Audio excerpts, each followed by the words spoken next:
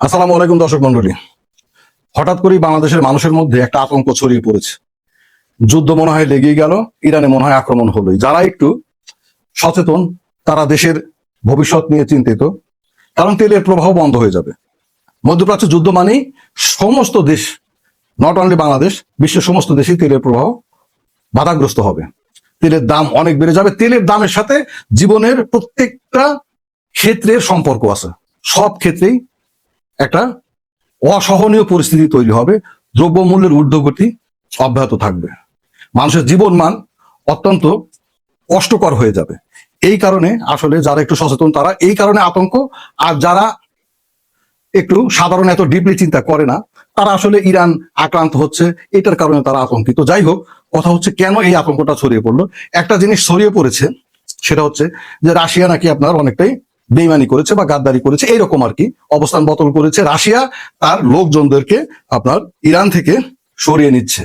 দ্বিতীয়ত হচ্ছে ইসরায়েল চতুর্দিকে আওয়াজ তোলা শুরু করেছে যে আগামী কয়েক সপ্তাহের মধ্যে নাকি ইরান পারমাণবিক বোমার অধিকারী হয়ে যাবে, তারা পরীক্ষা চালাবে, অতএব যা করার এখনই করতে হবে, মানে যুদ্ধ একটা বাঁধিয়ে ছাড়তে হবে।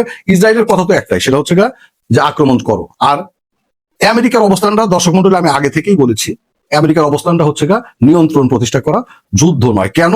আমেরিকা বৈশ্বিক প্রেক্ষাপটে খুব ভালো মতো বোঝে যে এই যুদ্ধের ইফেক্ট সারা বিশ্বে কিভাবে পড়বে, এবং তার জন্য দায়ী হবে আমেরিকাই, ইসরায়েলকে কেউ দায়ী করবে না।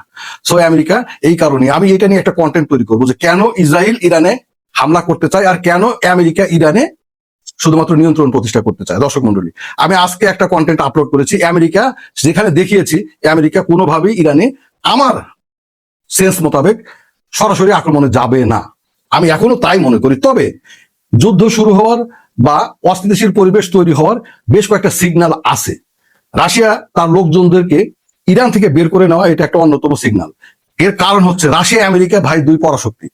আপনি দেখবেন বিশ্বে বহুত যুদ্ধ হয়েছে, এই দুই দেশ বহুত যুদ্ধ বাঁধিয়েছে, কিন্তু কেউ পরস্পর কখনো একে অপরের মুখোমুখি হয়নি, কারণ জানে এরা দুজন পরস্পর মুখোমুখি হলে এটা আপনার একটা কি বলে তৃতীয় বিশ্বযুদ্ধের চাইতে একটা ধ্বংসাত্মক কিছু বয়ে নিয়ে আসবে, পৃথিবী ধ্বংস হয়ে যাওয়ার মতো একটা পরিস্থিতি তৈরি হবে। দর্শক মন্ডলী, এই কারণে আর যাই হোক এরা একে অপরকে আঘাত করে না।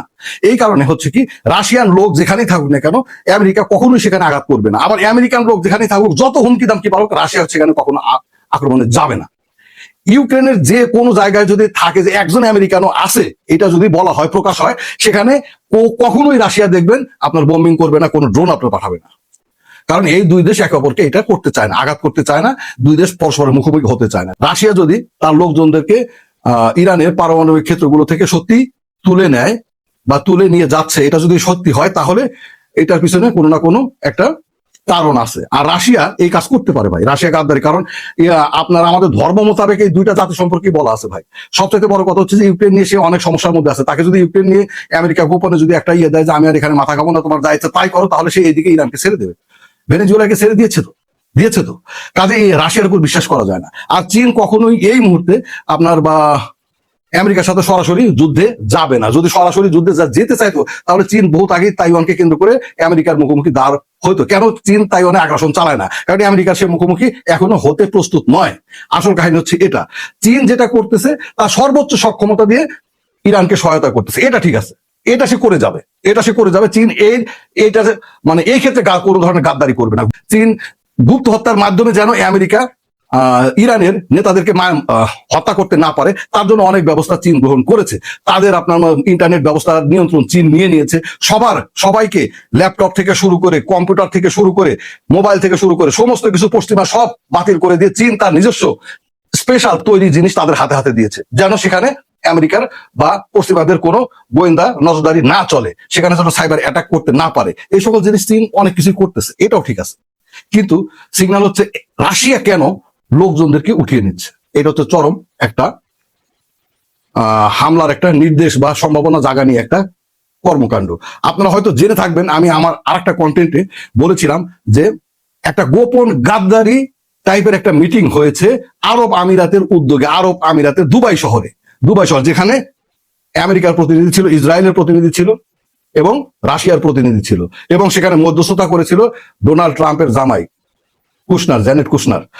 এই হচ্ছে অবস্থা। তারা সেখানে ওই জায়গায় তাদের মধ্যে একটা সমঝোতা আসে, যে সমঝোতা আসলে ইরানকেই বিপদে ফেলতেছে। আমার মনে হয় সেটারই বহিঃপ্রকাশ যদি রাশিয়া সত্যি তার লোকজনদেরকে ইরান থেকে উঠিয়ে নেয়, সেটাই ওই মিটিং এর, ওই গোপন গাদ্দারি মিটিং এর ওইটারই আপনার মনে করেন যে রেজাল্ট এখন দেখা যাচ্ছে। এবং এটার সাথে আরব আমিরাত যুক্ত, আমাদের এই গাদ্দার মনে করেন মুসলিম দেশটা। যাই হোক, এখন কথা হচ্ছে ইসরায়েলের এই ইরান পারমাণবিক বোমা পরীক্ষা চালাচ্ছে এটা বহুত আগে থেকে বলে। যাই হোক, এটাও একটা বর্তমানে আক্রমণ চালানোর জন্য ইসরায়েলের পক্ষ থেকে আমেরিকা এবং ইউরোপের প্রতি একটা চাপ তৈরি করার কৌশল। এটাও একটা আক্রমণের সিমটম আর কি। দ্বিতীয়ত হচ্ছে ইরানের কিছু আচরণ সেটাও আসলে মনে হয় যে উত্তেজনাটা চরমে পৌঁছতেছে, যে কোনো মুহূর্তে আসলে আঘাত আসতে পারে। যেরকম হচ্ছে ইরান তার হরমুজ প্রণালী কিন্তু মোটামুটি ভাবে বন্ধ করে দিয়েছে। হরমুজ প্রণালীতে এখন ইরানের সিগন্যাল ছাড়া কোনো জাহাজ ঢুকতে পারতেছে না। আর ইরান হরমুজ প্রণালীতে এমন ভাবে আপনার মাইন্ড সেট করেছে যে এইটা এখন কোনো দেশই ইরানের তত্ত্বাবধানে ছাড়া ওইখানে জাহাজ নিতে পারবে না। নিলে কোথায় কি সেট করা সেটা এখন তো ইরান জানে, আর তো আর কেউ আপনার জানে না। তাহলে সেই জাহাজ ডুবে যাওয়ার সম্ভাবনা আছে। তার এক কথায় হরমুজ প্রণালী নিয়ন্ত্রণ এখন পুরোটা ইরান নিয়ে নিয়েছে। এটা একটা যুদ্ধের সিগন্যাল। হরমুজ প্রণালী দ্বারা সারা পৃথিবী ক্ষতিগ্রস্ত হতে পারে, এটা নিয়ে কথা বলছি আমি। দ্বিতীয়ত হচ্ছে ইরান তার অগ্রবর্তী বাহিনীকে অ্যাটাকের জন্য প্রায় 2000 ড্রোন, দুইটা ধাপের 2000 ড্রোন, খুব টেকনিক্যালি সাউন্ড 2000 ড্রোন দিয়ে দিয়েছে বিস্ফোরক নিয়ে, অল টাইম সেগুলো প্রস্তুত রাখার জন্য। এই ড্রোনগুলো কোথায় কোথায় আক্রমণ চালাবে বলার সাথে সাথে সেগুলো সবকিছু ঠিকঠাক করে একদম টু দা পয়েন্টে প্রস্তুত রাখার জন্য, মানে প্রস্তুত হয়ে থাকার জন্য 2000 ড্রোনকে তার অগ্রবর্তী দলকে দিয়ে দিয়েছে এবং তারা অলরেডি প্রস্তুতি নিয়ে নিয়েছে। দ্যাট মিনস তারা যতটুকু বোঝা যায় এই ড্রোনগুলোর প্রথম মানে আক্রমণের লক্ষ্যবস্তু হবে হচ্ছে আমেরিকার নৌবহর। আমেরিকার নৌবহর কিভাবে ইরান আক্রমণ চালাবে এই বিষয়টা নিয়ে আমি এর আগেও ইরানের যে আপনার 5টা যুদ্ধ কৌশল যেটা নিয়ে ভিডিও আপলোড করেছিলাম, তার মধ্যে আছে। আমি আগামীকালকে আবার আমেরিকার নৌবহর কিভাবে ড্রোন দ্বারা অ্যাটাক করা হবে সেই বিষয়টা আবার আগামীকালকে আবার একটা ছোট ভিডিও আপলোড করবো, দর্শক মণ্ডলী দেখবেন। এটা হচ্ছে ইরানের যুদ্ধ প্রস্তুতির একটা অন্যতম অংশ। দ্বিতীয়ত হচ্ছে আপনার ইসরায়েল এবং জর্ডানের দিকে ইরানের মিসাইল গুলো তাক করে প্রস্তুত রাখা। যাই হোক, কথা হচ্ছে পরিবেশ আসলে উত্তপ্ত, যে কোনো কিছু ঘটে যেতে পারে। তবে আমি এখনো বলি যুদ্ধ হবে না, আমেরিকা যুদ্ধে জড়াবে না। ইরানের সাথে যুদ্ধে জড়ানো মানে এটা একটা এমন পরিস্থিতি তৈরি করবে যেটা আপনার এক কথায় বলা যায় যে পুরা মধ্যপ্রাচ্য না, পুরা বিশ্ব অস্থিতিশীল হবে। সবচেয়ে বড় কথা, এইবারই প্রথম ইরানকে কেন্দ্র করে সৌদি আরব, কুয়েত, কাতার, তারপরে তুরস্ক, পাকিস্তানিরা একসাথে চেষ্টা করতেছে। যেরকম ইউরোপ আমেরিকার পক্ষ নিয়ে তারা আমেরিকার কথা অনুযায়ী হামলা চালানোর জন্য রেডি, সেরকম অনেকটা ইরানের পক্ষ নিয়ে এরা আপনার রাস্তায় নেমেছে, মানে যুদ্ধটা যেন না হয়। সৌদি আরব অলরেডি যুবরাজ তার এক ভাইকে আমেরিকায় পাঠিয়েছে ডোনাল্ড ট্রাম্পের সাথে কথাবার্তা বলার জন্য, এই যুদ্ধের পরিণতি কি হবে, কি হতে যাচ্ছে, এই সবকিছু বিষয়। আর তুরস্ক তো আছেই। সবকিছু মিলিয়ে পরিস্থিতি খুব একটা ভালো না, দুই পক্ষই কাজ করে যাচ্ছে। দর্শক মন্ডলী, এখন দেখার বিষয় কি হয়। কিন্তু আমি এখনো বলে যাচ্ছি ইরান আক্রান্ত হবে না, আমেরিকা ইরানে আক্রমণ চালাবে না। চালাইলে বিশ্ব পরিস্থিতি এমন ভাবে পরিবর্তিত হবে আমেরিকা সেটা ট্যাকেল করতে পারবে না। এইটা নিয়ে আজকে সন্ধ্যায় আমি যে ভিডিওটা আপলোড করেছি, এত প্রস্তুতি সত্ত্বেও আমেরিকা কেন ইরানে আক্রমণ চালাচ্ছে না, হামলা চালাচ্ছে না, যুদ্ধে জড়াচ্ছে না, যুদ্ধ কি শুধুই শক্তির খেলা, এই কন্টেন্টটা দেখলে ক্লিয়ার হয়ে যাবেন। আমি এখনো শিওর।